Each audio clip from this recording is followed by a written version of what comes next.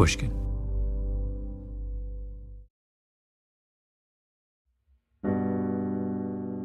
I grew up in what we call Calumet Heights neighborhood. It's just southeast side of Chicago, painted by violence and health inequities at a time where it was not nice to live in that neighborhood, at a time where it was very dangerous, where it was very gang-ridden. Yes, there's still a lot of violence today in Woodlawn. Nothing like just 20 years ago when I was a child growing up in these neighborhoods and having to watch out for myself.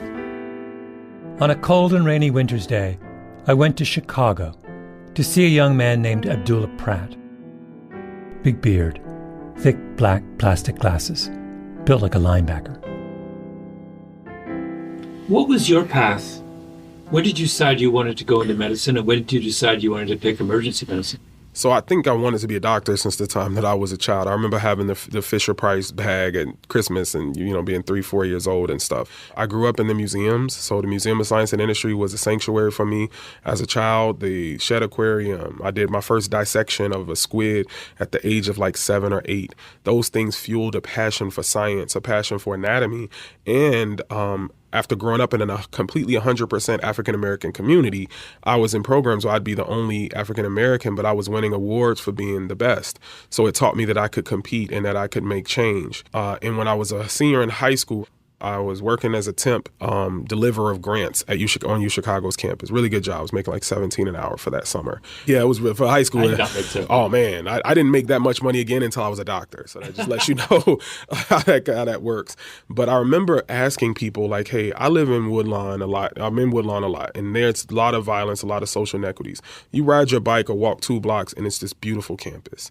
But you go to ask these heads of departments, hey, who's here fighting for the little people 2 blocks away where my family is? Who is here who cares about them and who's doing something? I want to meet them. I want to ask them these questions about why more isn't happening. And a couple of these heads of departments literally looked me in the face and said, young man, maybe you're the answer to the questions that you have. Maybe you have to take on the burden of sacrificing and making yourself into the type of candidate that can qualify to get here. Go get that 3.9 GPA, no excuses. Go fight for your community, learn about the issues, and do it.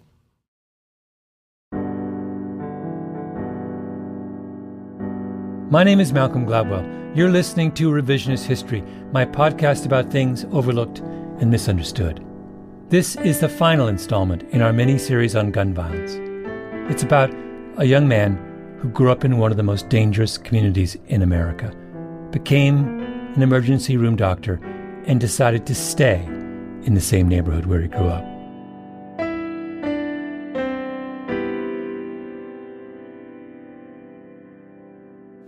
How many people from growing up do you know who died? I rank them by closeness to me, because if I said everybody, it'd probably be like in the 30s, 40s. But yeah, seriously, if everyone that I knew, talked with, shared time with at some point. So I really keep it to close friends, right? So if I say close friends, people who I still have the text messages in my phone, people who I know their family members, their mothers, their fathers, prior to all of this, 15 friends. My older brother, is the one family member. My closest friend in the world, the day that my brother died, and I said, hey, I lost my brother and you the closest thing I got to brother, that person was murdered, right? And all of them are leaving behind children. All of them were great fathers who I think many of them, our last conversations were about parenting and fatherhood. Close teammates, right? So I've had 3 close teammates just from my one high school team all be murdered. I've had youth that I mentored with some of the teams that I coached that were murdered. And many of them pronounced dead right in this trauma bay once we were finally able to get a trauma center. Some of these close friends I had to pronounce dead myself. I had to tell their own family members that their loved one was no longer here. And as you can imagine, just to paint the picture for you, imagine, walking into a room, you prepare yourself to tell this family member of your close friend that they're no longer here. And the first thing that family member says, they see you and they light up. They forget why they're there for a second. They say, oh my goodness, Abdullah, or hey, Dula, hey, we were just talking about you. How are you? They forget that their son or daughter was shot. And then now the first words out of my mouth, which is the evidence-based way to do it, is to say they did not make it. So now they go from the highest of highs to the lowest of lows. I've had to do that about 5 times in the last 3 years. Only one time have I been forced to stop working the shift, but usually I finish these usually early in my shifts, and I keep working because if I stop, then you think about it all, you know, and you prepare yourself for the worst walking into any shift, especially when you grow up in a neighborhood.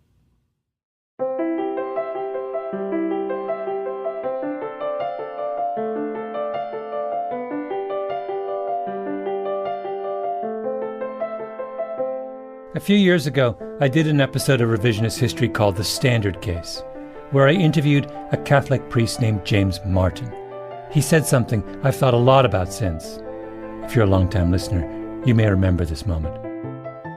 No, one of my professors of moral theology at Boston College, who I think you'd really like in terms of his writing, Jim Keenan. I met with Jim Keenan in Rome. Perfect person to talk to. He points out that for Jesus in the Gospels, sin is usually not where people are weak but trying, people are really struggling, but where people are strong and not bothering. So, for example, the Good Samaritan, the priest, and the Levite they don't bother. They just don't bother. They could help the guy, but they don't bother. So Jim Keenan said, for Jesus, sin is a failure to bother to love. In the story of the Good Samaritan, a man is beaten and robbed and left for dead at the side of the road. And one by one men of faith, holy men, pass by without stopping, move to the other side of the road. They aren't complicit in the attack. They would never do anything like that themselves. They just choose to look the other way.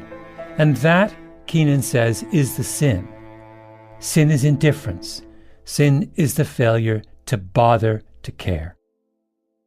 That is what this series has been about. There is a deep river of blood flowing down America's streets, and yet it seems hard to get anyone's attention. The first 2 episodes of this series were about the Supreme Court's ruling in the Bruen case, where the court said that New York State's handgun licensing law was unconstitutional, and in their decision spent more time talking about the 17th century than the 21st century. You do that when you're indifferent. The president stands up and says we have to ban assault rifles, even though the guns he wants to ban aren't much different from the guns he didn't want to ban. You're that sloppy on a crucially important question when you've given up on any kind of meaningful change. Our success at treating gunshot wounds has lulled us into complacency. That was episode 4. We have hospitals in the wrong places for the dumbest of reasons. That was the 5th installment. The deeper I got into the subject of gun violence, the more bleak things seemed to be. So for this, our final installment, I went to Chicago and sat down with Abdullah Pratt in a little windowless room in the basement of the University of Chicago Hospital. And he showed me what bothering to care looks like.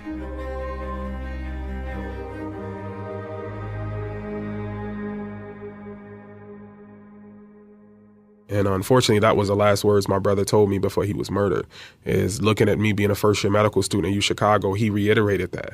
Like, hey, little brother, this is all good, that you got a nice apartment, you got awards, you're doing good things, you're chapter president of your Student National Medical Association, but there are 2 types of people in this world. There are people that do for themselves, and there are people who do for others. The people who do for themselves, they get rich, they make money, they live somewhere else, but we call those sellouts. And then the people who do for others, they get broken by this. They end up poor. They're not able to actually have the impact that they want to. Abdullah's brother's name was Rashad. He was Abdullah's best friend and protector. He was killed when he tried to stop some kids from stealing a car.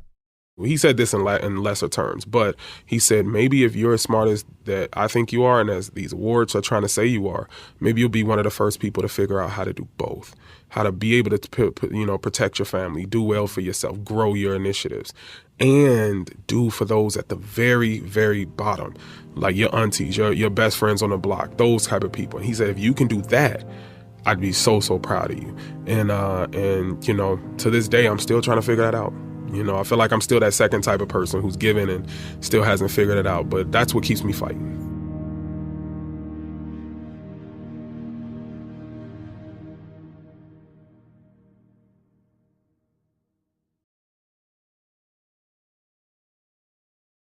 When I met with Abdullah Pratt, I asked him what the busiest night of the week was at a trauma center.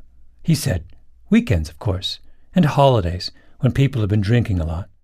This most recent month, the night before Martin Luther King's holiday was one of the worst trauma nights I've ever had. You're talking about I think I had 6 people pronounced dead from violence all in a night. A few more that made it to the operating room, very critical injuries. That's a Sunday night in January that's happening. The day before Martin Luther King's birthday, literally hours into the day of Martin Luther King's birthday is a big surprise. People pronounced dead? Yeah. If my memory serves me right, it may have been more. Did you hear about what happened the night before Martin Luther King Day on the south side of Chicago? I didn't. Now, if that had been a mass shooting, we all might have heard about that. Mass shootings seem to be the one part of the gun violence epidemic that still grab all of our attention, for good reason. But there are roughly 20,000 Americans murdered by guns in a typical year. And of that 20,000, only a few hundred die in mass shooting incidents. It's a very small part of the problem. If you could wave a magic wand and end all mass shootings tomorrow, the people who work in trauma centers say they wouldn't notice the difference. And if we want to be cynical, or maybe just realistic, we should admit to ourselves that paying so much attention to the smallest part of the problem is a form of indifference. It's changing the subject. The thing that struck me about Abdullah Pratt is that he refused to change the subject. What guns are they using? All of them. So everything from the 9mm, the Glock 40s, which are very convenient. A lot of them like the Glocks. Unfortunately, Glocks don't have safeties on them. So when those guys who are shooting themselves, that's how that's happening. Many times it's with the Glocks.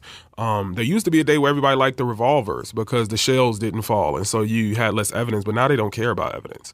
The lack of conviction rate of murders, they don't care. Many people are killing people broad daylight with no mask on and literally daring people to hop on the stand and testify against them. And of course, no one does because we can't assure protection for those people. They still have to live a life. They still have to exist in the neighborhood. You're not going to put 24-hour protection on them. The kids were fitting something called a switch on the back of their handguns, a little plastic device you can buy on the internet that makes the gun fire much faster. A handgun is hard to aim at the best of times. With a switch, it's almost impossible to control. I think there's a lot more brazenness of how these murders are happening, a lot less care for collateral damage.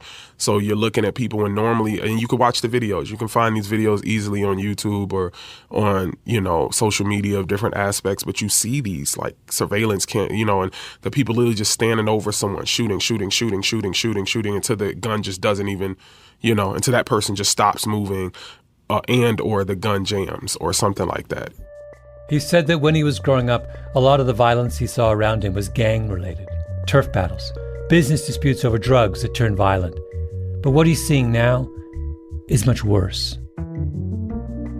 It's much more interpersonal, meaning that you can trace many of these beefs between local factions down to 1 or 2 murders that happened years ago, 10 years ago, when they were children, when they were 13, 14, and that unaddressed trauma of you losing your friend at 14 or 15 causes you to snap in a way that if you don't have the right support system and you have access to firearms, you become that menace. You become that person. Admittingly, these are words they use, the super savages, the vultures. These are words that are coined by the youth themselves to describe themselves in this manner. And now you have a tit for tat. I go kill your cousin. You come kill my brother. I go kill 2 of your friends. You come kill this person. And it literally goes on and on. We're talking about 2, 3, 4 block territories. We're not talking about whole sides of the cities that are dominated by a cartel or a gang.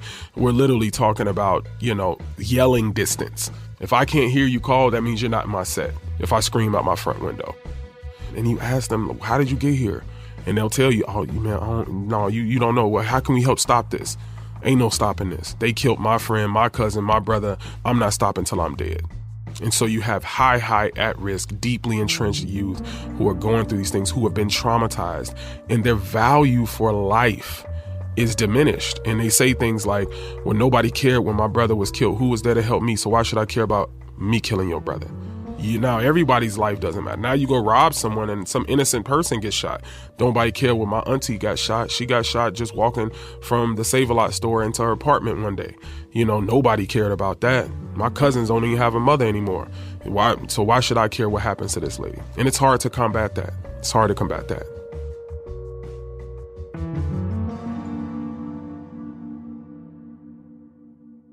I began this series believing in stricter gun control, as you expect I would as a good Canadian who lives in a blue state. Background checks, licenses, age limits, sensitive place laws, on and on.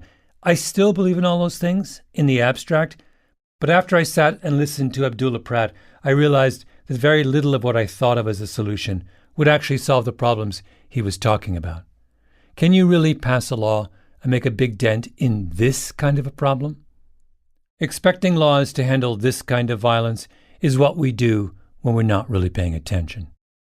This is all the scoreboard. Another word that's coined by our youth is check the scoreboard. So let's see how many people of yours we've killed, how many people you killed of ours, who's up. So it definitely is a competitive thing.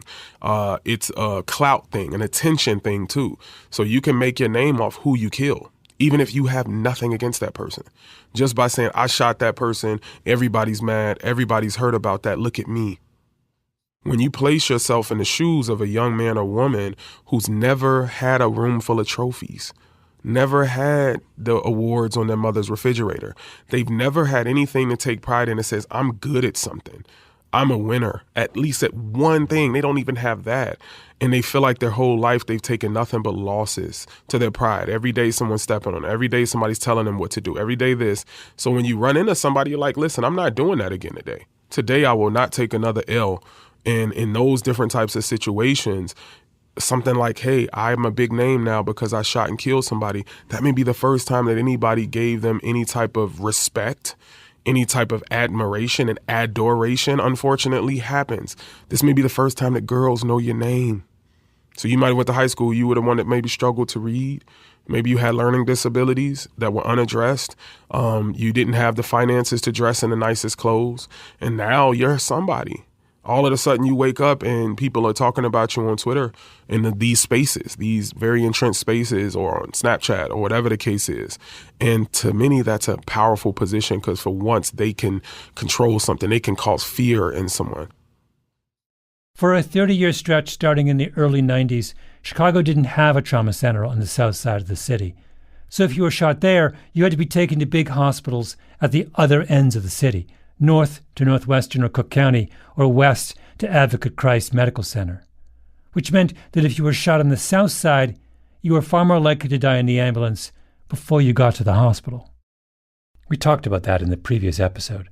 Abdullah Pratt was a big part of the fight to finally open a trauma center on the south side.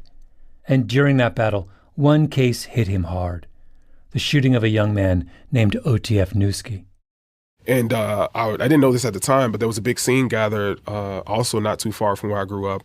And there were people standing around yelling at the police saying, why aren't you helping them? Why aren't you helping them? And this young man, I can remember driving past slowly as I get past the crowd and just seeing him gasping for air, blood all over the place, nobody helping, yellow tape starting to be put up. And I remember that just hit me heavily. And it was that day that I found out that there was a law that says that if there's an active shooter event going on or the scene hasn't been secured, the police do not allow ambulances in to help. And that's what also galvanized what myself, my MedKeep team does to try to train lay bystanders, not only in how to deal with these gunshot wounds, but also in the laws that allow them, the Good Samaritan Act, the innocent bystander laws that protect them from prosecution for trying to help if they're earnestly trying to help. And we trained over 7,000 youth in Chicago South Side in areas that had no other trainings like this going on. Trained 7,000 youth. young people in the South Side of Chicago, basically about how to handle a gunshot wound before help comes. Yeah, those things, those memories are etched into my mind almost as clear as my brother's, the memory of seeing him being pulled out of his truck the day he died. So when you look at it that way and you look at the potential, those young men would have been 26, 7 now. They would have been coming into their own, maybe helping stop violence. As he talked, he was on his way over to a school not far away, Dulles Elementary, to do one of those training sessions, this time with a group of fourth graders. Yeah, it's in the heart of Parkway Gardens, a.k.a. DeWick, a.k.a. O Block, right? The most notorious project housing still standing in Chicago. And we'll be there. We're going to teach them actually how to deal with gunshot wounds and do CPR. When I first get there for them, what it's going to be like is them, number one, saying, hey, who we are, this is a sensitive moment. But we asked them, how many of you all have lost a loved one, a father, mother, brother to gun violence? When we've asked that school before, 100% of their hands go up, and that's 100%. rare. So for these fourth graders, they're going to be ask that. These hands go up. I'll show you the pictures and videos of it happening. Usually we get like 50%, 60%, and that's high. That's extremely high. But when it's 100% of the hands that go up and they can name, oh, it was my brother, it was my sister, it was my father, it was both my uncles. When it's like that, now we're going to say, well, we're here today to help you all know what to do in that situation. How many of you all, if you knew something about how to help them, would have helped? And then 100% of those hands go up. So we stitch it together. He's teaching the kids how to be first responders, to do what they can do before the ambulance arrives. And then we teach them the ABCs, really simple. A means alert 911. Call 911, tell them you need an ambulance, what's happened, where you are, and importantly, that the shooter has left the scene. So that's A. B stands for bleeding. Find the bleeding. So now you have to see what's injured. So if that means ripping open a pants leg or a shirt or something like that to find the hole, it's important, because if you start putting tourniquets and holding pressure on a hole and that's not where the hole actually is, you're actually not even helping them, and you could be creating more harm for the person. So then the next thing is C, which is compress the wound. Compress the bleeding wound, teaching them how to place tourniquets and things, and being practical to say you're probably not going to have a tourniquet. You're probably not going to have gauze. So this is how you use a tampon, right? It was meant to go into holes and soak up blood. For the young men, you probably never seen this unless you were playing in your sister's drawer or something, but we'll teach you how to use this, because this is probably going to be at your fingertips. You know, maxi pads and absorptor pads are going to be at your fingertips. That's what you need. You need to be able to pack these wounds to help absorb, to give this person time. And so we try to keep it simple. We're not trying to teach them how to be a trauma surgeon. We're trying to get them to feel confident enough to act, do something, call 911 early, sit there with the person, and then 911 will actually walk you through these things. In this past summer, we actually had a young lady, a young Latina lady who, one of my best students, and she came to me week 2, and she's like, Dr. Pratt, I need a new kit. I'm like, girl, you lost your kit already? I'm like, okay, I'll go get you a new kit. She's like, no, I didn't lose it. I promise, I didn't lose it. I said, what happened? She said, I had to use it. And I was like, well, what do you mean you had to use it? She was like, oh man, they shot someone right in front of my house. She, I got it on video. She shows me the video. She did everything right. She took the time to watch the people leave. She calls 911 on the way out. She goes and gets her kit that we had just given her days before that. And then the police come right on time, and they're like, you can't be here, you need to move. And she's like, no, there's a law that says that I can be here and help, and I have the kid, and I don't want to see him die. And they're like, we'll compromise. We'll take the kit. We'll make sure we use it. We just don't want you in harm's way. You can stand off to the side. And literally she has the pictures and videos of them using everything in that kit, to the tourniquets, the gauze, the everything, strewn out, used. And so of course she got her another kit. And I was so proud of her for being able to, this young lady was either 16 or 17. She wasn't even a senior yet. So this was like a sophomore, junior. This is nuts. Yeah. In the streets of Chicago, an ER doctor who has lost 15 close friends and his older brother to gun violence is going out to local elementary schools on his afternoon off and teaching fourth graders how to stabilize a gunshot wound. This is what it means to bother to care.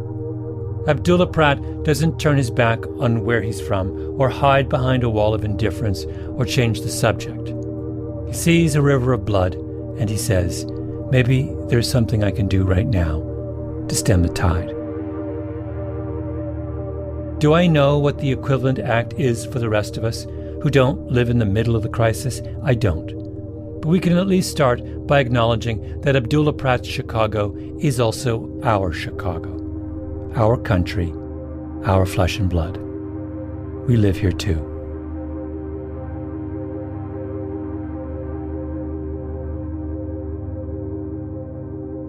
I just want to feel the youth to feel empowered many times. I just want them to feel like they have ownership of their own community and that they are the best position to solve these problems. There is no one, some big chariot, some messiah that's going to come through that's a politician that's going to fix your problems. It's going to be on you. That's what history shows us. There is no one, no messiah, no politician who's going to fix your problems. It's going to be on you. No one should have to give that speech to a room full of fourth graders. Sin is the failure to bother to care.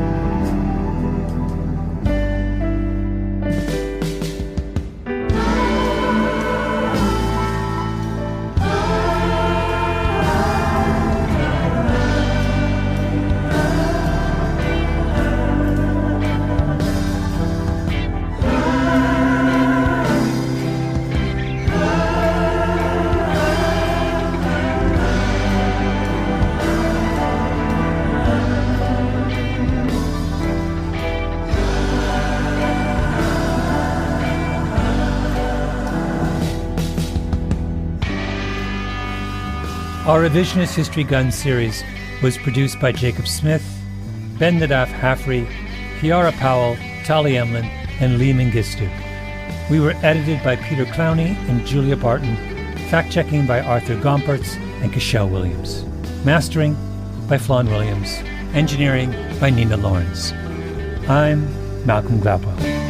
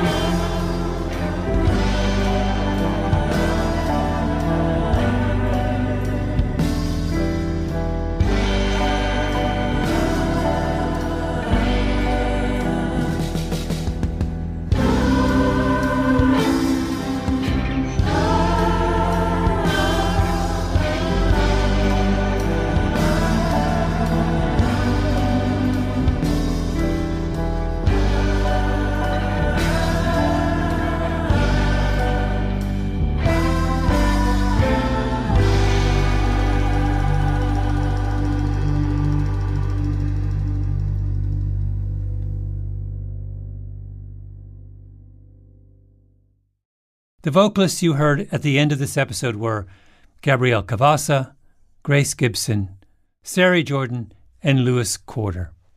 It was recorded at Artisound Production, produced by Keenan McRae, choral arrangements by Luis Guerra, drums by Mike Longoria, all other instruments played by Luis Guerra.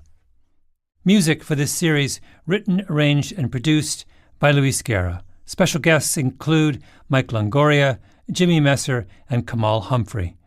Samples were cleared by L. Chapulin Music.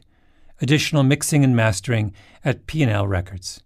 Special thanks to John Meistus for connecting the New Orleans-based choir Voices of Artisound with the team at Revisionist History.